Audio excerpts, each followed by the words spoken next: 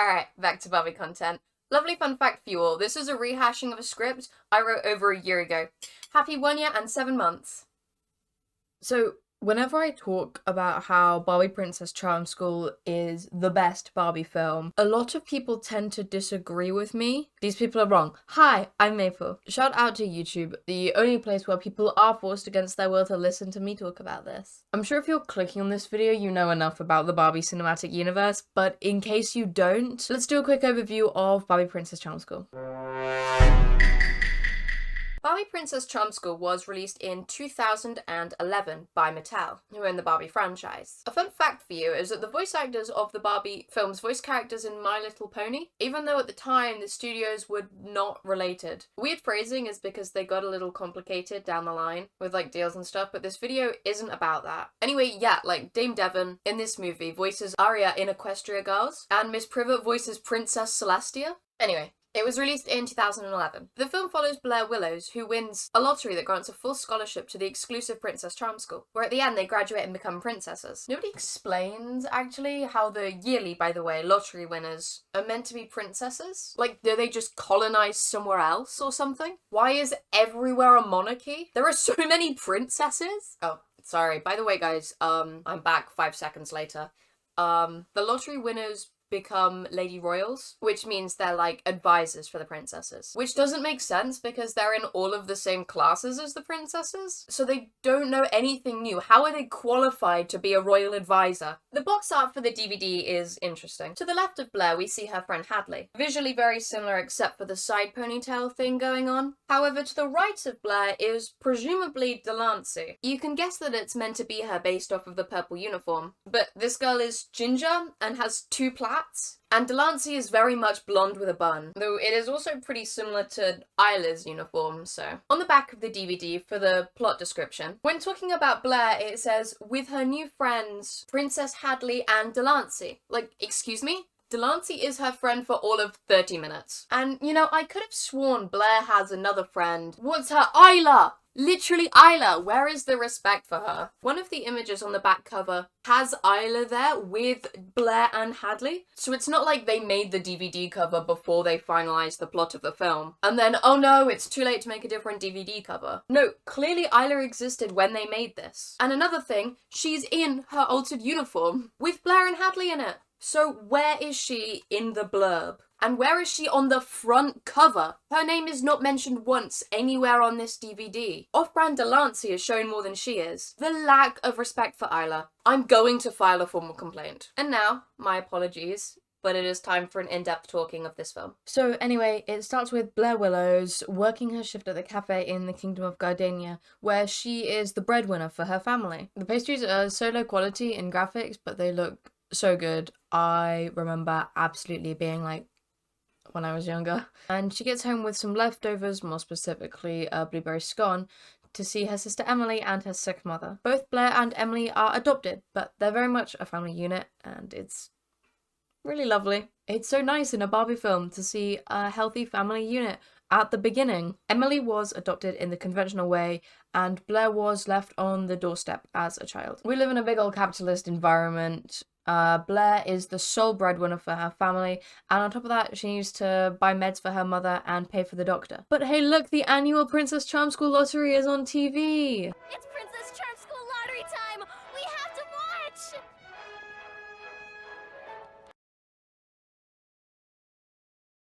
Miss Delancey?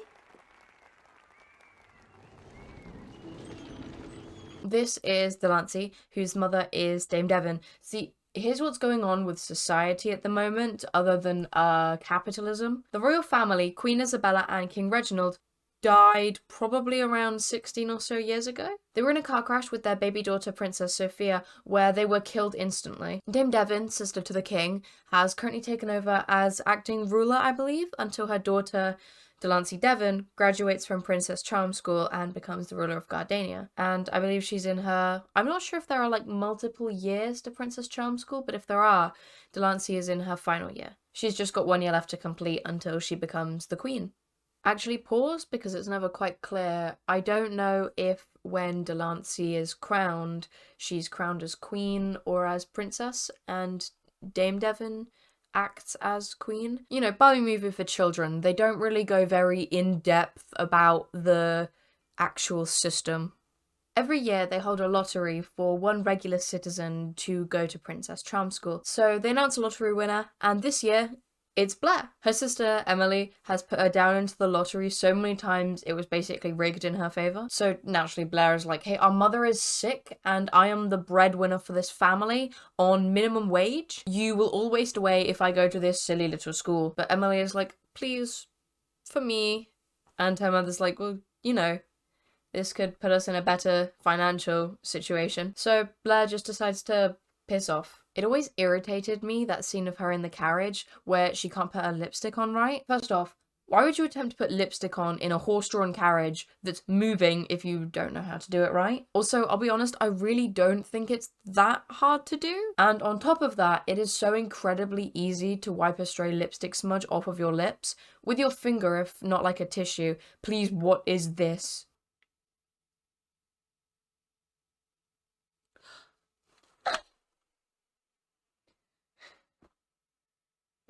Although, to be fair, I'm sure they're trying to point out that she is completely not used to the royal life and she's very out of her depth in this situation. But I like to complain, so. Blair arrives at the school and is immediately tackled to the floor by Prince. No, the dog. The dog is called Prince. He belonged to the late king and queen and they just keep him at the charm school now because I guess Dame Devon doesn't want to look after him and they don't know what else to do with him. God, it must suck if you are allergic to dogs and you go to this school. So Blair gets a tour of the charm school and she keeps going on about how this school will give her family a better position in life, and the headmistress, Miss Privet, is like, oh yeah, well, only 29% of the lottery winners actually make it to graduation. Sorry about that. Continuing on. After Blair gets her tour of all of the fancy facilities here, which, by the way, holy shit, she's led to her locker. Flying straight into her is Grace, her Personal princess assistant. everyone has one. What are they? Fairies? Pixies? Also, where do they come from? Why do they exist? And why here are they treated like a less important species? We only ever see them here as serving all of the princes and lady royals. Why is that exactly? Ignoring the dubious ethics of the assistants in this world, Grace flexes all of the fancy lockers. They have so many things in them, it's insane. They're so big. I am so jealous, but so amazed that they can fit so much in there. Grace is just rummaging through the locker at this point, and she throws a perfume, enacting chemical warfare on the student walking nearby. Surprise!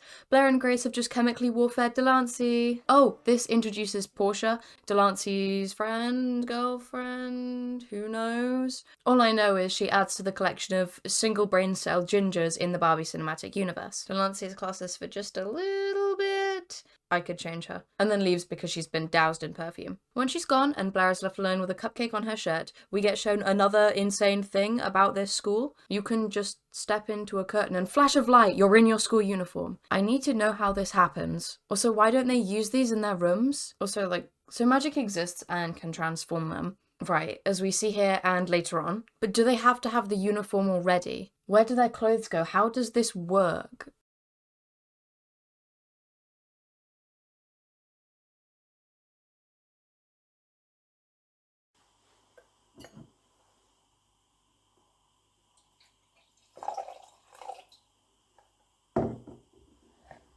We then get to meet Blair's roommates, where Hadley, immediately after asking Blair if she plays football, doesn't wait for an answer and kicks the ball directly at her. You might recognise Hadley from the box art and Isla from not being there. Both of them are princesses and are like, oh yeah, your name literally got announced on live TV, of course we know you're the lottery girl. Hadley's one personality trait is that she likes sports, and Isla's one personality trait is that she likes music. The girls then report to the Starlight Welcome, where Dame Devon has an earth-shattering announcement. She's leaving after this year because Delancey's inheriting the kingdom. Hadley and Isla start swapping conspiracies about the royal family, namely that they didn't die in that car crash 17 years ago. Here's where time gets a little confusing. Delancey says you just got here to Blair earlier, indicating that they're like midway through a term. And Hadley and Isla, despite not knowing the other knows about the conspiracy theory, have apparently been roommates for weeks. But then right now they're getting a welcome talk. but also it makes zero sense for them to hold the lottery in the middle of an academic year. Sorry, I have to remember this is a Barbie movie and it isn't meant to have extensive world building and clear logical reasons. We then go to the next day where they're receiving lessons in posture through carrying books on their heads. Blair is absolutely not wearing the right hairstyle for this.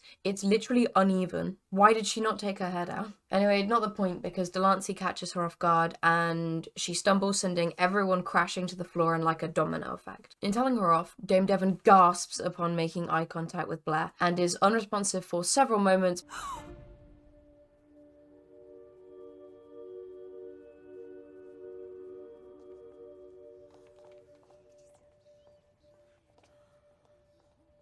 Mother, you were going to say something to Blair?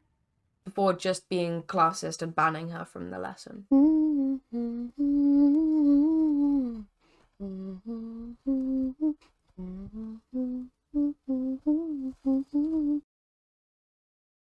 We then cut to Hadley and Isla in the canteen with Blair, reassuring her after she was literally banned from a lesson by Dame Devon. Hadley makes a joke that seems pretty anti-Semitic. Delancey complains about Blair to Portia, which feels very government core. When a commoner like Blair comes to Princess Charm School, she makes it less special. She makes us less special. She does?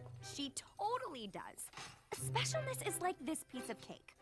There's only so much to go around. If Trans people takes a huge chunk of it, what's left for us? You stole my... hormones. Not me. Trans people. How dare she? I wanted that cake.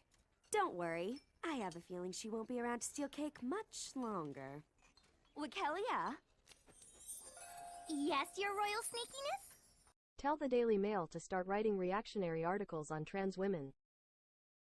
What they do is get the little assistant to just tuck the tablecloth to Blair's skirt, so when she and her friends get up to leave after eating absolutely nothing, she yanks everything off the table. By the way, Blair's eyes look so unnaturally blue here. It's really weird, like the saturation is so high. Anyway, so everyone starts laughing and talking and Blair runs out crying because apparently this is the worst thing to happen ever. When they get back to their rooms, Hadley reveals that Dame Devon was actually a lottery winner at Princess Charm School, but was never picked to be a Lady Royal. Probably because nowhere do we ever see anything about Lady Royals learning how to be royal advisors. Blair receives a care package from her sister, including a drawing of Blair left on the doorstep as a baby. While she's monologuing about how important family is, Miss Privet eavesdrops. We later find out after dance class that Blair fails at, which...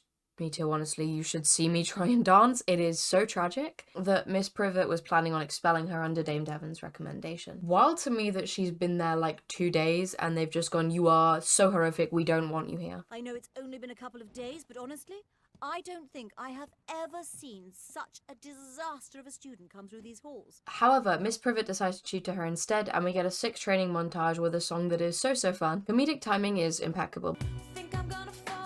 But also Blair works as a waitress. Why is she incapable of pouring tea? Why does she not know how to hold a tray? It's also a good way of showing the process of time. You get to see through the trees how it kind of goes through the year. This Windows Movie Maker transition shot is so funny to me though. I miss Windows Movie Maker. Actually though, the little window of Delancey just shoving Blair to the ground is so amusing. Oh, but Blair dancing across the screen is so fun. I love this film.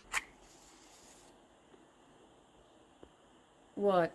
Can you hold your suspension of disbelief for a moment? Not everyone smokes, you know.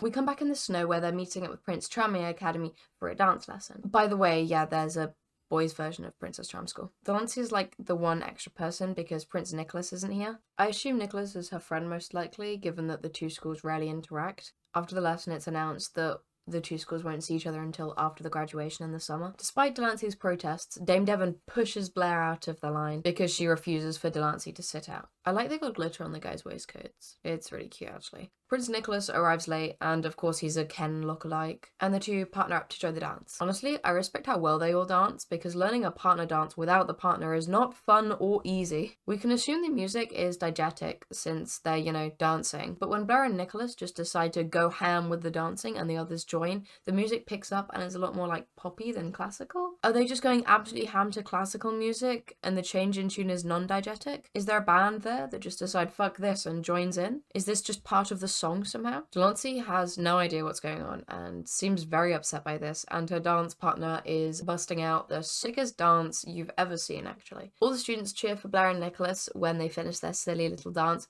and Miss Privet is like, yeah, right, that was pretty good. Well done today, everyone. We cut to the spring or summer, I'm not entirely sure, where it's announced that their manners class will take place in the palace for today. Portia is like, whoa, the palace, can you even imagine?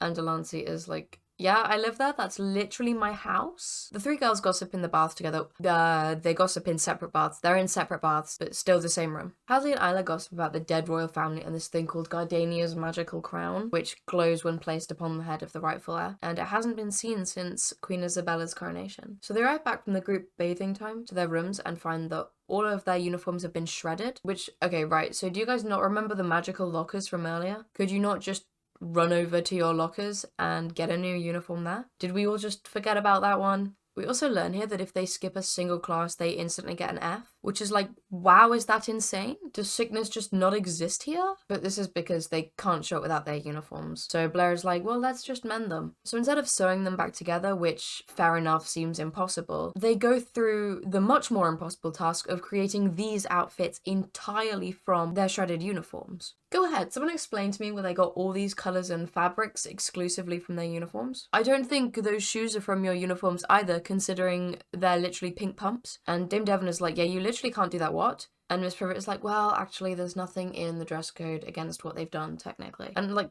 yeah, sure, I guess. Probably because this isn't something anyone would ever do. Like, hello, where did you get any of that fabric from? There is not a single bit of teal on that uniform. Where did Hadley get her entire outfit from? To be fair, this was definitely to sell prettier and more dolls, but still. Before the lesson starts, they're all allowed to explore the first floor of the palace. I know they're only restricted to the first floor, but if I was Delancey, I'd be so upset. Like, why are all of these people in my house? Go away. So Blair, Hadley, and Isla go to the painting gallery, labyrinth, what is this place? And they find a painting of Queen Isabella at 18. And she looks an awful lot like Blair. Isn't that funny? Anyway, next painting. Oh, and what a coincidence! It's a portrait of the royal family! Apparently it's news to them that Prince was the king and queen's dog, but like, would that not have been public knowledge? It was literally in a painting. Dogler aside, we do get the reveal that the day Blair was found on her mother's doorstep was the day the royal family died in the car crash. Apparently when baby Sophia was found in the car crash then, they were like, hey, what's this random baby doing here? And just left her at some random person's door. Delancey overhears this because of course she does, and is like, oh my god, I'm literally not the rightful heir. It's the girl I don't like. So good news for her that Blair is literally like, shut up, that is literally not true. And ignoring that absolutely wild conspiracy, it's time for dinner. I'm sure this will not be a relevant plot thread in the remaining 30 minutes of this film. At dinner, Dame Devon announces that Delancey has an announcement for what she's doing when she becomes princess? Does she not automatically become the queen if she's the rightful heir to the throne? How the hell does the monarchy work here? Because like, let's say she becomes the ruler of Gardenia. Even if her mother would be acting queen or whatever, Delancey would still have the title. And also Delancey is like 18, so her mother wouldn't be the acting ruler, it would just be Delancey. Did they just think princess sounded cuter than queen? Because they're right, but... Sorry, not to interrupt Delancey's announcement. She has an announcement to make. I come to make an announcement. Shadow the Hedgehog's a bitch-ass motherfucker. It is also so obvious that this is Dame Devon's plan, and she is puppeteering her daughter. So Dame Devon's plan, essentially, is that the poorer neighbourhoods in Gardenia look ugly. So she's going to bulldoze them and replace them with parks. For the environment! And Blair's like, hello, people live there. And Dame Devon is like, well, they can go live somewhere else. Right, which, let's say all of that happens. You think that people aren't going to just sell their homes and move? Just one small problem.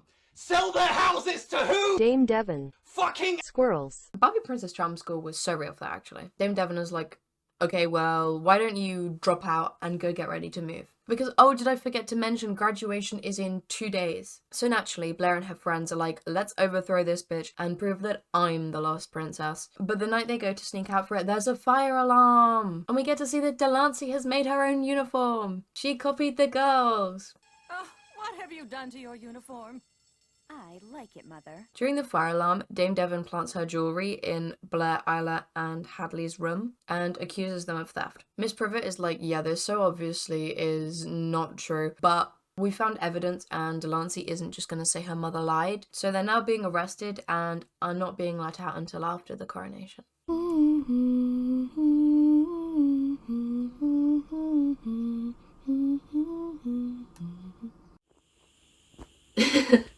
Why are you filming me? As the guard is walking them to prison, Delancey comes up and is like, Tee, I want to mess with the prisoners, and in a few hours all of your orders will come from me. Give me the keys. And the guard is like, yeah, okay, I don't get paid well enough, good night. And then when the guard leaves, they're all like, kill yourself, Delancey. She's like, shut up, I'm meant to be asleep. Are you really my cousin, Princess Sophia? I don't know for sure, but I think so. And she's like, hey, here's a map of the basement. Go find that crown because I can't do anything about this. So they hitman their way into the secret vault and maybe accidentally kind of insinuate that Dame Devon orchestrated the car crash.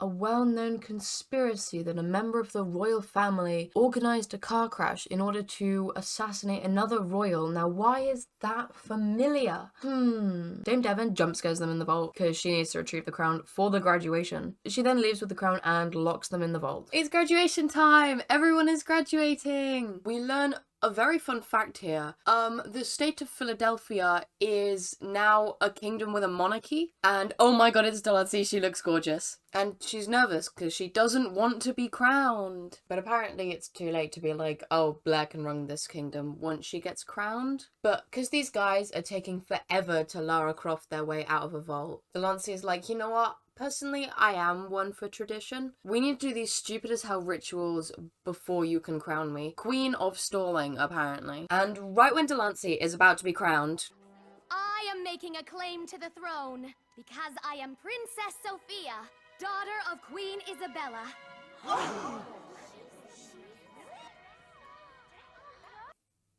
after a brief scuffle, the crown lands in Delancey's hands. She can either give it to her mother and get what she's been working for her entire life, everything she's wanted, or she can give it to her cousin. And she crowns Blair. And then we get a funky dress transformation because Mattel wanted more dolls. But woo, oh my god, Princess Sophia. Unoriginal as hell though, it is just a recolor of Delancey's dress. But celebration is short-lived because in a fit of rage, Dame Devon admits to assassinating the king and queen on live television. After she gets arrested, Blair invites Delancey to be her Lady Royal. And we get a sick dance party where we discover that Hadley and Isla also have recolors of Delancey's dress. And hair? Why do all four of them have the exact same hairstyle and dress? They're just recolors of each other. Delancey did it first though. But it's okay because the ending is kind of sweet. Blair's mum and sister arrive and are like, hi. And that's the end of the film.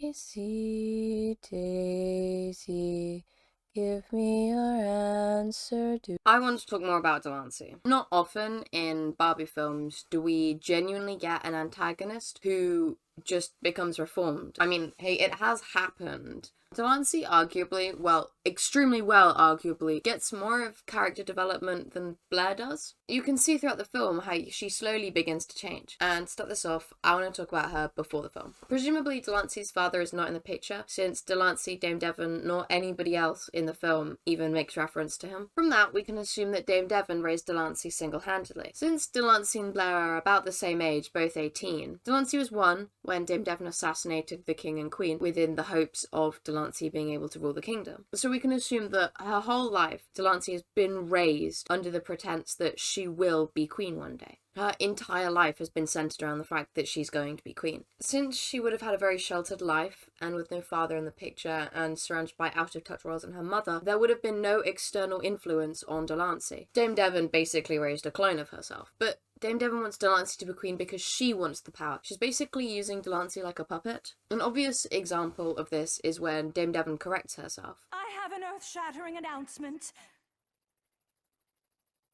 This is my last semester of teaching before I before my daughter takes over Gardania.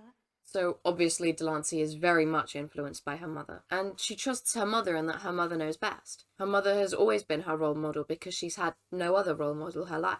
Of course she's turned out like this. Visually she's very similar to her mother, not just in terms of face, but in terms of also the kinds of earrings that she wears and the hair that's up in a bun. It's the same style, Dame Devon's bun is just larger. She's basically her mother. The first time we properly interact with Delancey, when Blair soaks her with perfume, she's very much still a clone of her mother, puts herself above others, is classist, and storms off. This is someone who's always had her way. When we see her again at Starlet Welcome, it's mostly just her scaring another girl out of her seat and then getting annoyed at Blair for bumping into her, which I feel like is justified. The next scene is when we start to see another side to Delancey. She's just showing off in class and being better than everyone else and then scaring Blair, causing the little domino effect. She starts off being actually quite smug about Blair getting told off, but when Dame Devon starts going off on her on a weird classist rant, you can see in the background Delancey's like, wow, she's taking this a bit far actually, and feels a little guilty for getting Blair in trouble. Yeah, the next scene she is back to being a little classist with Portia when gossiping and then getting her assistant to tuck the tablecloth into Blair's skirt. But in her defense, this was immediately after overhearing Hadley make an anti-Semitic joke about her mother. And also, tucking a tablecloth into someone's skirt is really not that bad. Next scene is one that I feel is important for showcasing more of her personality outside of being her mother's clone. The dance class. Prince Nicholas isn't here and she's nervous and looking around, unsure and pretty anxious, to be fair. We can assume that she's friends with Prince Nicholas given that she knows him by name, she's expecting him, and also that presumably they also usually partner up when their schools cross. She honestly sounds kind of upset when she's like, I can't see him. Dame Devon swoops in, grabbing her by the wrist with, no daughter of mine will sit on the sidelines at a dance. And Delancey's like, but mother, she doesn't want this. She's still unsure and nervous. When Dame Devon pushes out Blair, we see Delancey still looking quite unsure and feeling possibly a little bit guilty, but she quickly puts on some kind of facade and smirks at Blair. Later in the scene, when Nicholas and Barbie just stop doing the dance right and start going off, and all the others join in, we see Delancey looking kind of uncomfortable and out of place. She doesn't understand what's going on and it's making her upset. She is so important to me. Hi. I look different because I'm re-recording this segment because OBS lost all my footage. A big moment in her changing as a person is when Blair, Hadley and Isla are looking at the paintings in the palace while she eavesdrops. When Isla suggests that Blair's the rightful heir to the throne, and that's probably why Delancey and Dame Devon are being so horrible to her, we see Delancey look guilty when she realises she's not the rightful heir to the throne. When the three leave, she remains to go and stand properly in front of the painting. You can see the guilt and upset setting in. This is her moment of realising it's true, that she's not the rightful heir to the throne, that everything she's worked towards, for all she might technically deserve it, it's not her place, that the girl she's been horrid to all year is her cousin, and she's still worrying over it at dinner when she's meant to give her speech. When Blair is like, people live in those areas you just knocked down, my neighbourhood is there, Delancey actually sits down. She's having her moment of realisation now. This makes it incredibly obvious her sheltered life, and the fact that this plan is pretty much entirely her mother's. When Blair asks Delancey to like back her up or something, Delancey just looks away in guilt. She's not exactly got the confidence yet to go against her mother. In the fire drill, when Delancey sees her mother exit Blair, Hadley and Isla's room, she's like, what did you do? And you can tell that, look, see, she's starting to rebel. This can also be seen with the fact that she's now got a custom uniform like the other three do. She's becoming her own person. She's going against her mother in like the best way she can think of. When Dame Devon is trying to get Delancey to back her up on her lie to frame Blair for theft, Delancey clearly doesn't want to go along with it. She won't flat out go against her mother, not yet, but you can tell that she's very much changed, but also still feels like she has to follow her mother.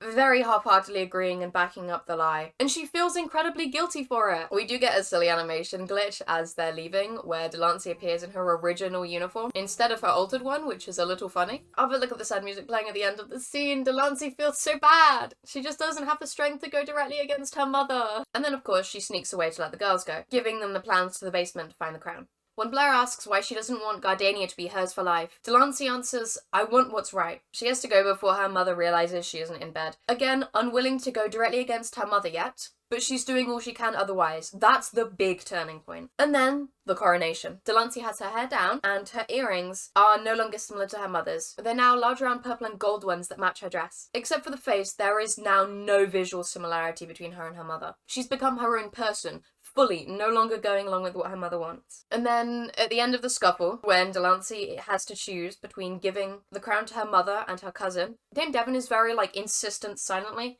and visually, getting irritated when Delancey just looks at Blair. It is all about her and the power she wants to hold, and not about Delancey. The second Blair transforms, Dame Devon begins to berate and shout at Delancey, calling her useless, and confesses to killing Delancey's aunt and uncle just so that Delancey could be on the throne. And Delancey has not only just been screamed at by her mother for her own actions, but has now realised that her mother murdered her aunt and uncle for her. Her mother is a murderer, and Delancey has to watch as her mother is dragged off screaming, and she has to keep her composure. This is live TV right now. There is a full audience watching this. The entire kingdom is watching her. And then Blair makes Delancey her Lady Royal, which is good because Delancey has been brought up her entire life believing that she will be queen, learning and knowing everything. She's the best in her classes because charm school has basically been her entire life. But still, she's like, why? I've been so horrid to you. And Blair is like, well, without your help, I wouldn't be Princess Sophia. And then Delancey stands aside as her friend and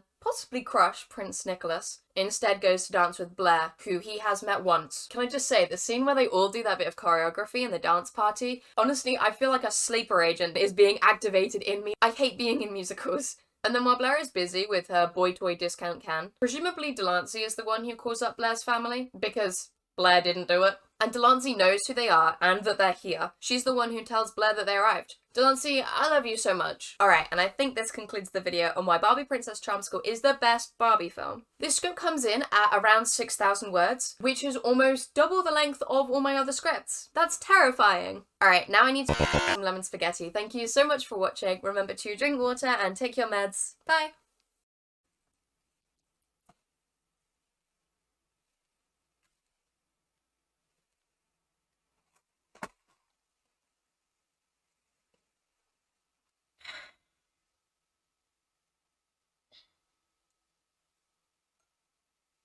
I have to go.